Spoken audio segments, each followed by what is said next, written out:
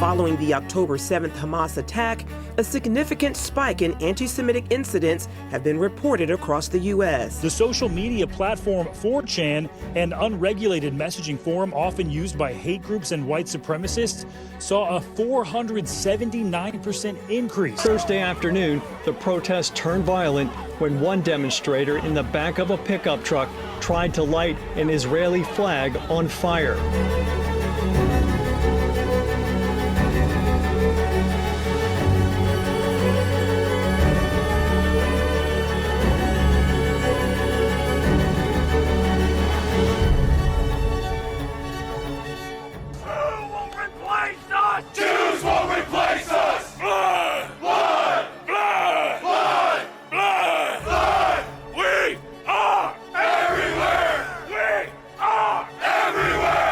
In the north part of our county, on the overpasses, there have been men with large sheets with white pride slogans and symbols. I won't wear my Star of David outside, and I'm keeping a really low profile, as I think many people are these days, for fear of danger. It just feels dangerous. Other imagery popping up does seem to fall in line with getting rid of the Jewish people.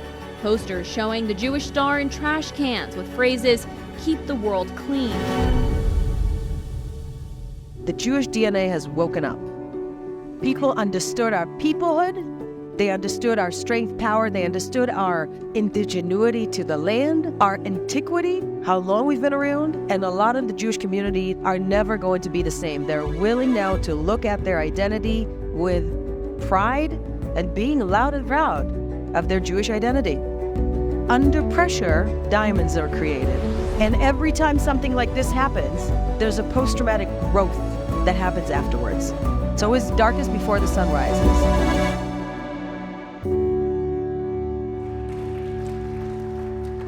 Folks, that was intense, and yet all too real. Like Purim when the world turns upside down, and too dangerous. We find ourselves in a once unimaginable situation in this country, in this world. Never again, we declared. Never again, the world promised. And yet, how do we respond to this moment? In my 25 years as rabbi of Congregation Or Ami, we have faced unimaginable challenges. At each moment, we dug deep and discovered Yecholet Lehistagel, the ability to adapt and respond to the needs of our community.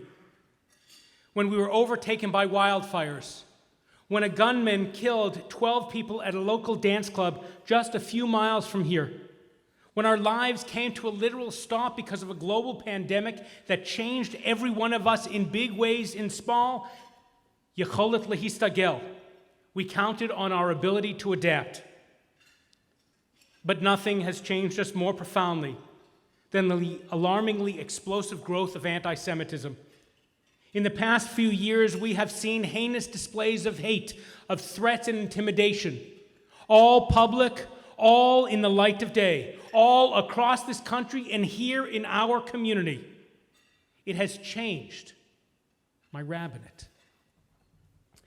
As social media indoctrinated thousands with the hatred with a single click, we've seen a growing permission structure, an escalation of the narratives that incite and lead to violence against the Jewish people. Now, the strengthening of the security of our synagogue has been a regular part of doing business. Did you know that before the high holidays in September, we had to rearrange our schedules so that bomb dogs, sniffing dogs could do their work? Did you know that we had to hire additional security to patrol each service? But even as we walk past those armed guards on our way to Yom Kippur services, who could have imagined what would befall our people just 2 weeks later on Simchat Torah? That heinous massacre by Hamas in Israel on October 7th and the shocking global response of anti-Semitism that followed. It changed my rabbinate. Our clergy now spend 35 to 40% of our time counseling people and holding them up, educating about Israel and the Palestinians and about the conflict and its history, teaching about how to respond to anti-Semitism, trying to help people understand why people hate Jews. Thank God Rabbi Lana arrived when she did. In the Purim Megillah, Mordechai said to Esther, "Perhaps it is just for this reason that you are here." Well, I believe fully with my whole heart that God delivered Rabbi Lana to us at this moment so that her amazing expertise could teach and help counsel us through this dark time. Rabbi Lana and I receive late-night texts from college students scared because of what they're experiencing on campus.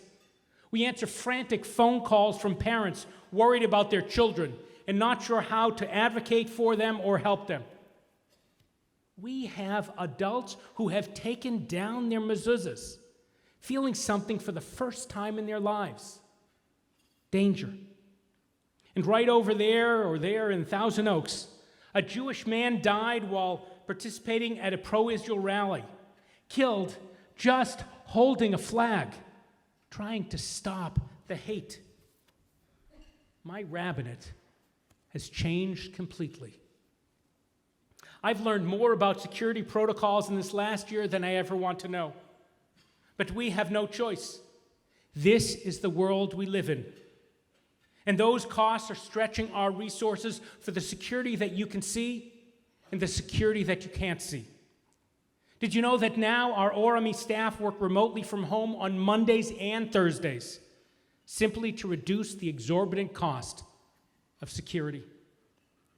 And those costs are draining us, as are the time and cost of retooling to deliver initiatives that fight anti-Semitism and support Israel, that keep our services and celebrations and youth programs going, even as we offer crisis counseling continually, day and night, just 2 nights ago. In a recent article, Ambassador Deborah Lipstadt, America's anti-Semitism monitor, said, "The best way to fight anti-Semitism is to learn about Judaism, to live Judaism proudly and openly, to embrace it and be public about it." Well, this is what ORME has always done. So tonight we honored 2 founders of The Village, Nancy Cole and Judy Friedman, and its steering committee.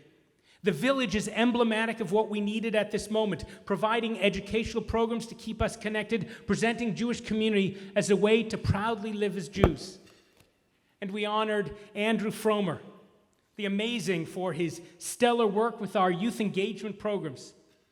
Andrew has created uniquely meaningful ways for these young people to embrace their Judaism at just the time that others their age are turning to reject religion. Just watch Andrew during Kesher services. He's got a whole room of young people, arms around each other, singing, taking in our sacred stories, embracing our cherished values. He engages them in being Jewish, and they love it. He engages them. And he just returned from Washington, D.C., where he prepared our teens with practical experience advocating and protecting themselves in our community. They lobbied in the offices of Congresswoman Julia Brownley, impressively engaging in a substantive discussion about anti-Semitism. This evil we call anti-Semitism is not going away. It never has. As Ambassador Lipstadt said, the best way to fight anti-Semitism is to live joyously as Jews and to openly embrace Judaism and be public about it. At ORME, we embrace proudly our Judaism. We instill a love of being Jewish, and that is the antidote to anti-Semitism. Friends, under pressure, diamonds are created. That is what we are doing here. We are fortifying our resolve. We are refusing to bow down.